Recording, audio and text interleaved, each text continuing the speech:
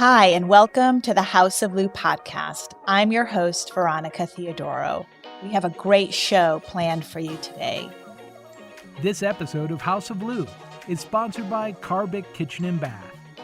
You may not know this about me, given that I write so much about home and interior design, but clothes are my first love. And so I am thrilled to be able to welcome Audra Noyes Herndon into the studio today. Audra is the founder, CEO, and creative director of luxury fashion brand Audra. Many of you may have shopped her showroom on Clayton Road in Ladue, but for those of you who are hearing her name for the first time, today's your lucky day. But before we get to our conversation with Audra, I want to introduce you to someone else in the studio today, my intern, Savannah Whittle.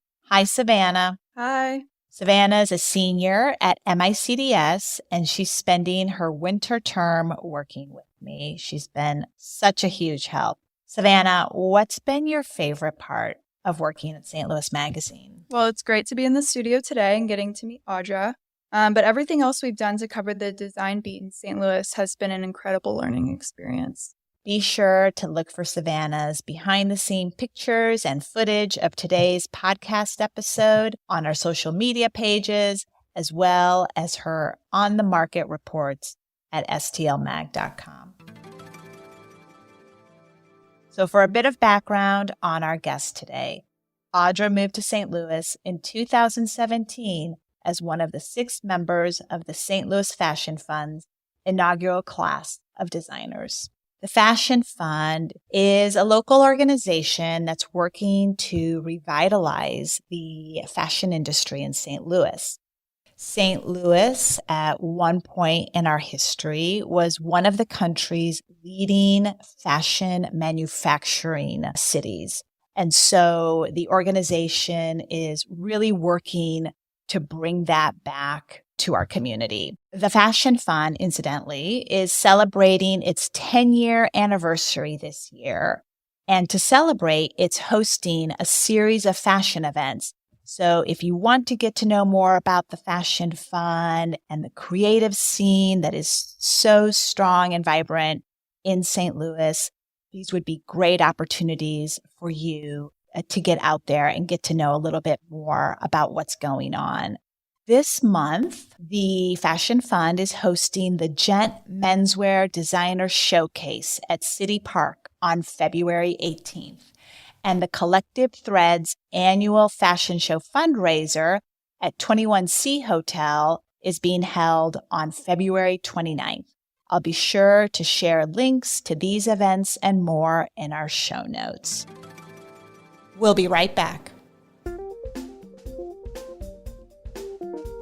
Whether you want a new kitchen, laundry room, or children's nursery, Carbic Kitchen and Bath can handle it all, from design and construction to interiors. Carbic serves as a one-stop shop for all the essentials needed to create spaces that are #nothing ordinary. For those seeking to renovate or build, schedule a free design consultation today by visiting carbic.com/project-consultation.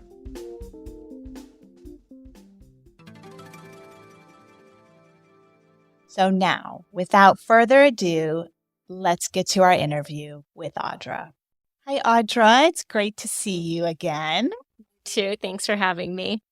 I not only love your clothes, but I'm actually wearing a pair of your front vent trousers today. Appreciate that. I'm peeking under the table. The green wool trousers, which fit so beautifully. So Thank you. thank you for that.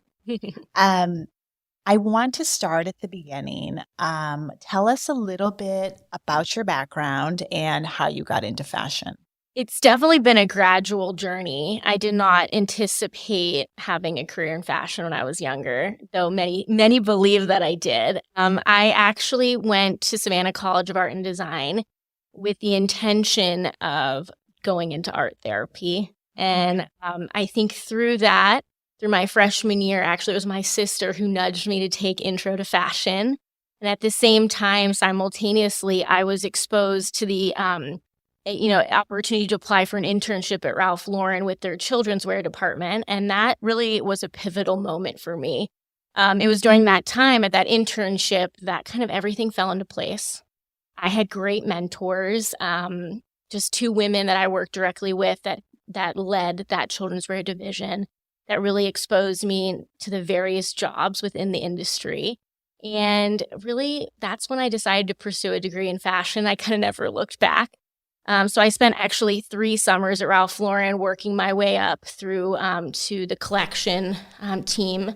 And then also at my senior year, I was mentored in an in-school kind of internship with Zach Posen. Oh, wow. And through those subsequent mentorships, that really laid the opportunity for me to then be personally recommended by Andre Leontali, who recently passed away, to go work in Paris. And that also seemed like a dream, but I was able to garner some unique training and a kind of a condensed couple years working at L'Enfant under Albert and then at John Galliano, and then ultimately launching my namesake brand during Paris Fashion Week, spring, summer 2014 when I was 24. So it really, was a culmination of kind of many opportunities that I was fortunate to have and be exposed to. That led to it. How did you meet Andre Leontali? I'm just curious. Yeah, and it's fun because it actually came full circle then to St. Louis when he was here. But he was a supporter of SCAD. He was on the board of trustees, and every year came to the fashion show. He had took note of my collection, which was featured in the show, and asked to meet with me, and really helped open those doors for me in Paris. And I applied for several internships. And I like to share with students that I didn't get the internship right away at L'Enfant. I actually had to redo my portfolio, redo a lot of work, and reapplied, and finally did then get they call it a stage, almost like an apprenticeship. Okay.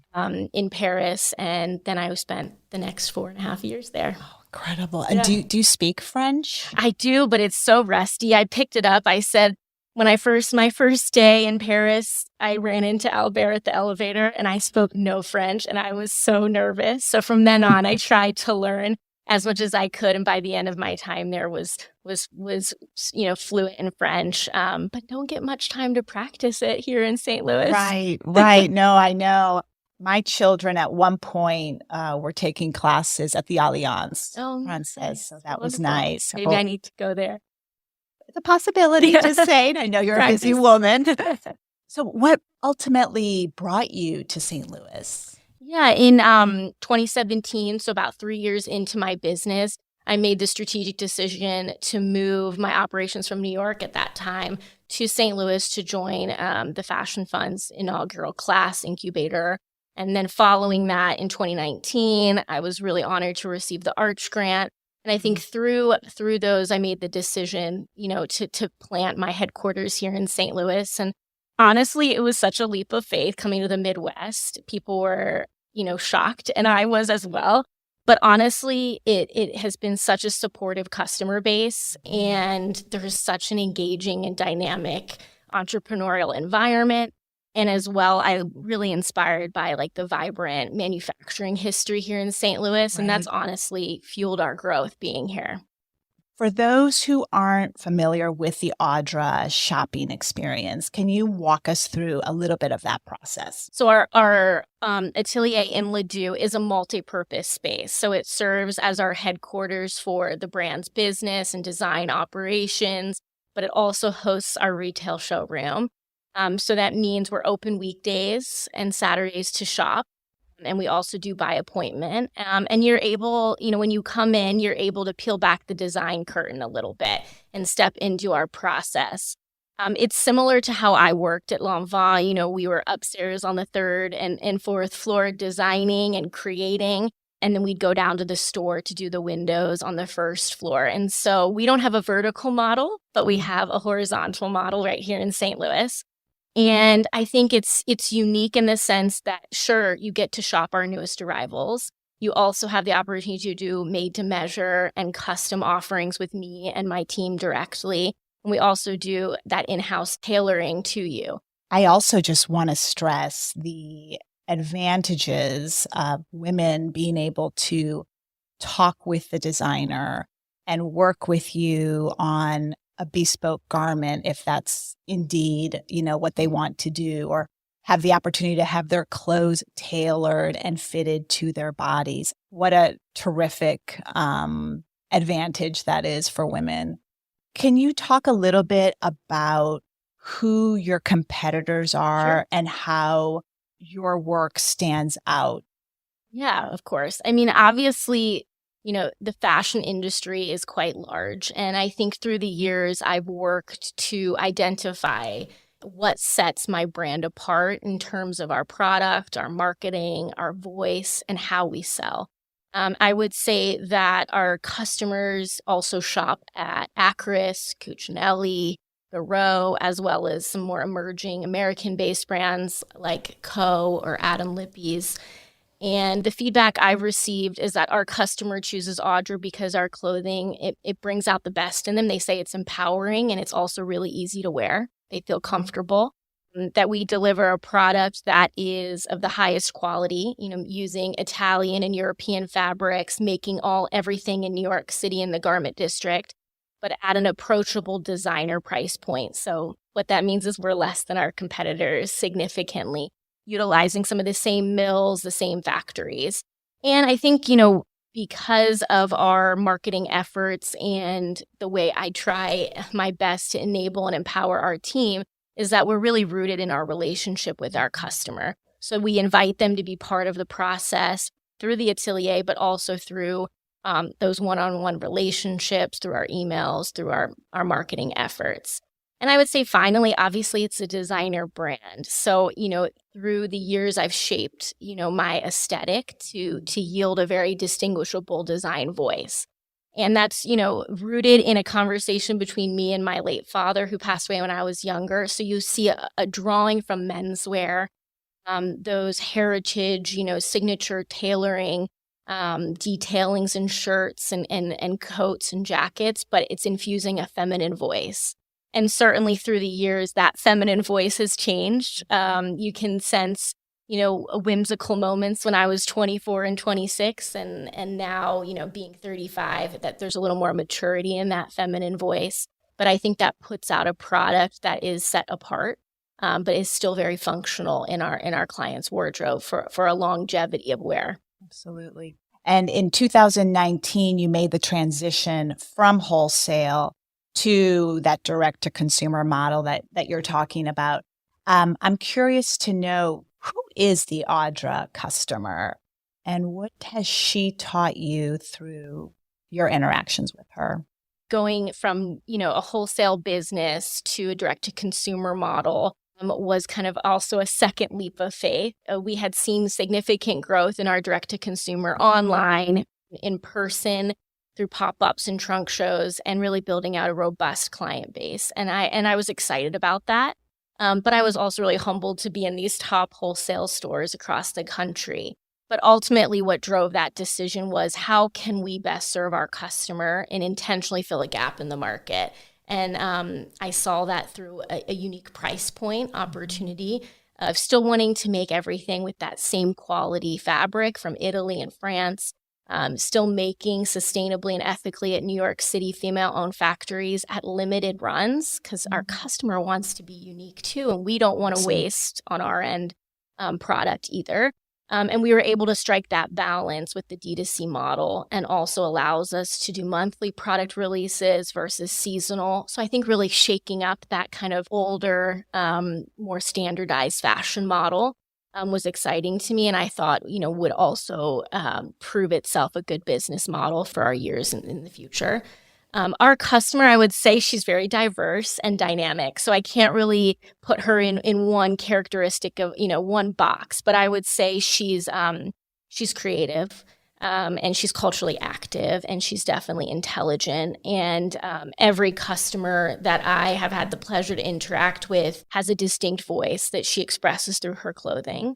And I love hearing her feedback. Her feedback may be on fit, it may be on her lifestyle, and then as I design and as I market that product and figure out our sales strategy, I keep that at the forefront of our minds, and our team does as well.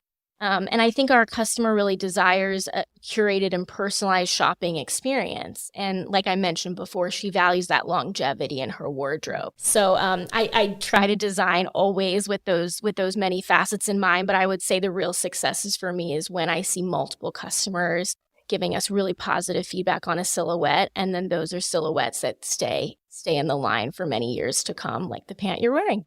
And I think that's incredible, right? Because you're hearing from women who are wearing your clothes. They're saying this particular piece just works beautifully in my wardrobe. And you're able to act on that and pivot right there and decide to keep it in the collection. So Yeah. that's really cool. What is it about clothes that is so empowering to women? I mean, we hear people say that all the time, but I'm curious from your point of view, how do you see that?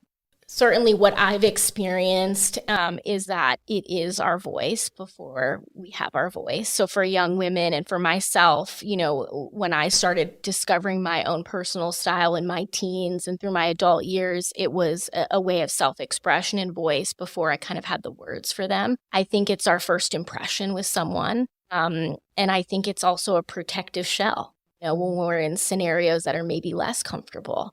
And so I think it's, and I've received that feedback from my customers and friends and family as well. It's, it's an empowering piece, meaning it's going to give strength in those moments because I feel like, oh, this suit, really represents who I am and it kind of lifts me up, or it protects me, because it's a sense of warmth and comfort because maybe there's a story behind how I purchased this garment or another moment I've worn this garment and I felt really good in. Or possibly, it attracts someone from across the room to connect with me because they love that pant I'm wearing or that shirt I'm wearing. And then I'm able to build a relationship that I didn't prior. I love that you say that because it's actually how I met my best friend when I was 12 years old. Oh, I love that. We bonded over a jacket that she was wearing and I saw it from across the room and I went up and I told her. And we've been best friends ever since. And she's actually the person who introduced me to my husband like 20 years later. So I hear you on that. And speaking of personal clothes and clothes that tell a story, I understand that you custom made your wedding gown. Was it last year? Yeah, last year. And several others. What was that process like for you? Oh, it was so fun. It had its stressful moments for sure, as I think many weddings do. But I was so grateful for the opportunity to do this, not only because it was like a gift, like a love gift I could share with my family and my friends that were in the wedding, making dresses for them because they've just been so kind in serving me in different seasons of my life. But it also let me experiment with new processes with my partners and my mills and kind of let their artisan hands shine, which was so fun. For example, for my wedding dress, we did an embroidery with one of the lace mills I work with in Italy. And this embroidery created kind of a bustier floral effect on the taffeta. And this was inspired by my mom's wedding dress and flowers that had kind of an emotional meaning to me. But then it was hand embroidered in New York. And so it went through these many stages and many different hands. And so the culmination was such a personal story to me personally, but also to my business as well. And it was so fun getting to know them. I think designing for my mom was probably one of the most challenging, but also the most beautiful because she, graciously paid for our wedding and gifted us this beautiful day and, figuring out what would make her feel comfortable and beautiful on that day. And ensuring that she would shine the way I wanted her to. And that was really special. And then we did the little flower girls as well. I worked with another local fashion designer, Retta Jane. So Retta did, I've worked with Retta as a consultant, helped her a little bit launching her brand. So she actually did the patterns and it was my fabric. And we were able to do the little flower girls as well. Tell me a little bit about your brick and mortar. I know that you opened that in 2020, right before or during the pandemic. That must have been challenging to a certain degree. I'm wondering what some of those challenges were and was there a hidden upside to it? We moved from downtown St. Louis, where we had been for the first two and a half years, to Ladue in September 2020. Certainly an interesting time. we had been looking for a space for quite some time, and then the perfect space really just like came to us. I'm so fortunate. When we moved to St. Louis in 2017, we really began to build a very robust community in St. Louis of customers, of friends. Now these customers are my friends and they're my supporters and they're my ambassadors. And they really showed up for us during this, not only this opening, but through that pandemic. And I think that allowed us to really thrive during those couple of years where I know many businesses did not. And I'm so grateful for that. I think the Ladue opening allowed us to do a personalized service. So we were able to do one-on-one appointments. We still offer that. And a lot of our customers really value that one-on-one time. And certainly create an experience that is unique and elevated to stand and kind of match with the clothing. And I think the biggest feedback and the biggest surprise is just how well the community's embraced that. Certainly, a little more unique to this area, right. And just discovering more customers and having people still come in and discovering us and giving us positive feedback on being part of this community has really been encouraging to me. And I just wanted to note that you do welcome walk-ins. Yes. So someone who's, shopping, let's say, in Ladue in that particular part of town and sees your store, they're welcome to walk right in. There's no appointment necessary. Yeah, we I thank you for highlighting that. Yeah, we love to serve our customers in a variety of ways. So you can shop online on our website, and that has most of our newest arrivals and our core styles and bestsellers there. And certainly we love people who discover us online as well. And then we have our ready-to-wear line available in the St. Louis showroom. So all those newest arrivals will be there in person for people to try on and walk away with that day. We also have our made-to-measure and our custom offering. And those certainly we can do through walk-ins. But if you prefer and want to guarantee that I'm with you during that appointment, then you can also book an appointment with me, even off hours and after work as well. Would you ever consider expanding to other cities? Yeah, I mean, that is ultimately the goal. We're continuously growing our digital presence and kind of national distribution. I look at other cities where I can emulate the St. Louis success, where we already have a presence. That presence might be from a customer base that we've built online or a customer base through previous wholesalers. And then we look to engage them with pop-ups and trunk shows. And eventually, those would be the locations of our next, brick and mortars. I've been working pretty closely with a young high school student, and thinking about younger women and how they build their wardrobes. What advice would you have for them? I know we hear a lot about buying quality over quantity, but I'm curious what you would say to a young woman who's looking to build a wardrobe. I think my best pieces of advice are, first, purchase your foundational elements and keep those neutral, because those are going to be your investment pieces and they're timeless and they'll go back to all the different trends and colors and prints in your wardrobe. I always encourage young and mature customers to stay true to what they feel best in. If a trend doesn't match who you think you are, then skip it and pass on it. I also encourage to tap into trends in little ways and kind of and balance it, meaning if a particular color is trending, like red is all over, the Golden Globes, maybe add it in with a pair of shoes or a scarf or one sweater, but mix that back in with your neutral foundations. Or vice versa, if a print's in, maybe, get that print, but in a really classic shirting silhouette. So you're balancing those trends with timelessness so that you're never kind of feeling like you're too trendy and kind of too fast fashion. Exactly. And I know you're celebrating 10 years of the brand this spring. Anything that you want to share with us about how you might be celebrating or what your next collection might look like? Yeah, I can't believe it's been that long. It's really exciting and really humbling that I've been able to do what I love and build this business for 10 years. I think spring, summer 2024, I'm really excited about. You'll see some specialty pieces that are drawing from my archive, drawing from those 10 years of bestsellers and kind of special techniques. That will be limited edition. And then you'll also see me kind of reinvent some of those heritage pieces as well and bring new life to them. And I think certainly we're going to have a big celebration here in St. Louis, and we hope the community will come out and celebrate with us. And, this is our home, and we're really excited to be here. And some new product releases as well, so new categories. And that's always exciting to me as a designer to expand into, to further expand our vegan leather, and we're working into knitwear. And so those are all exciting things coming for the year. Fun. Can't wait. And now for some rapid fire questions. What's the most rewarding part of your job? It's easy. Hearing how my customers feel their best selves in Audra, and sometimes even getting photos along with those messages. What aspect of your job do you wish you could outsource to someone else? Easy as well. The finances. Where do you turn, or what do you do when you need creative inspiration? Typically, this is a long, quiet walk or sitting in my garden and reflecting inward on an emotional journey or a season of transformation, and then figuring out how I marry that with customer feedback.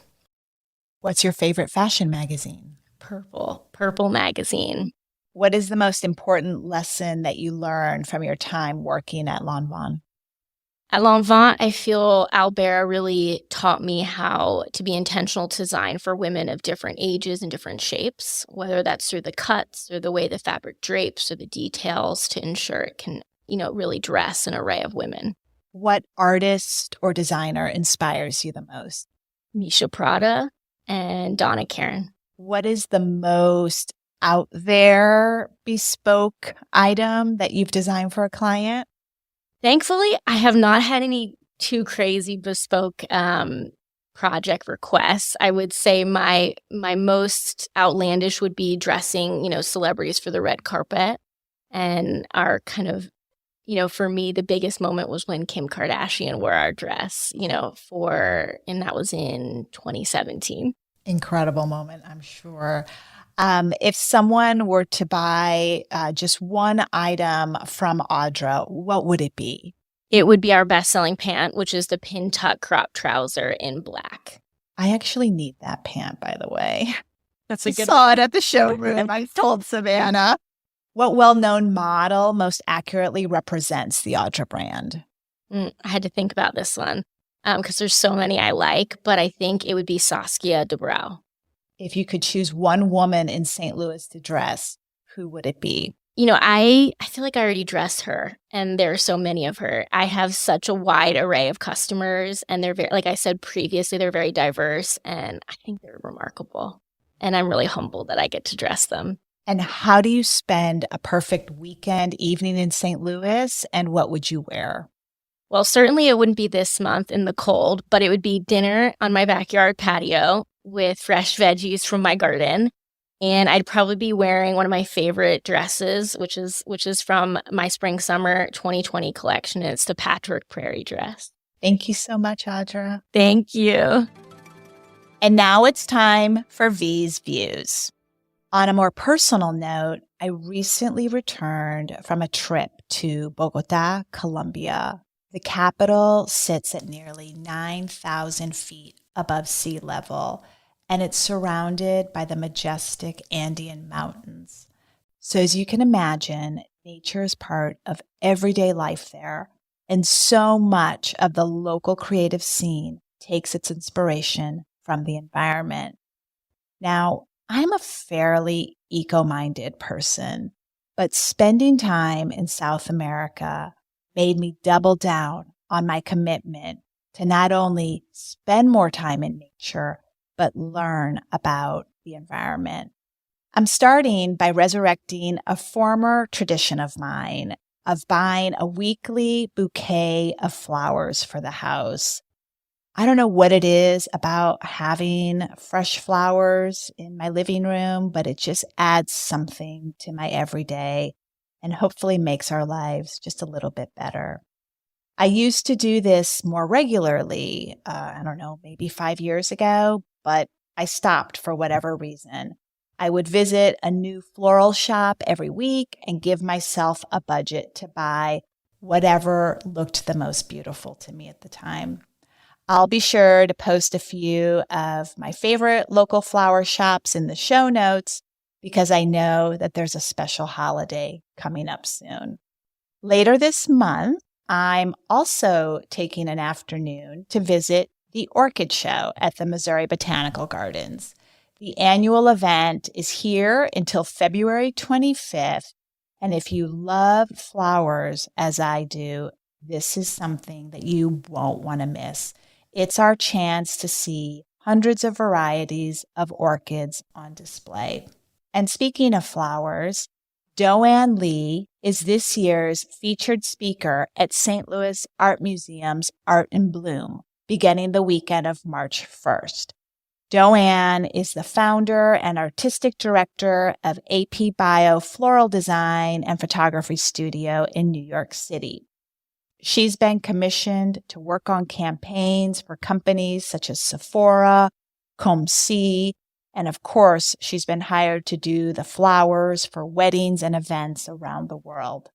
I can't wait to hear her talk about her practice and demonstrate her creative process. Leading up to Art in Bloom, the museum is offering drop-in tours on Friday and Saturdays called Flower Power. Attendees get to explore the museum galleries and learn about how we experience floral motifs through art. I can't wait to go. Thank you for listening to the House of Lou podcast. Our episodes drop on the first Wednesday of every month. Be sure to follow us and share the episode with your friends. Be in touch. Subscribe to our design and home newsletter at stlmag.com/newsletters and follow us at stlewismag on Instagram, and you can follow me at vtlookbook. We'll see you next time. And just remember, there's so much to see in St. Louis if you know where to look.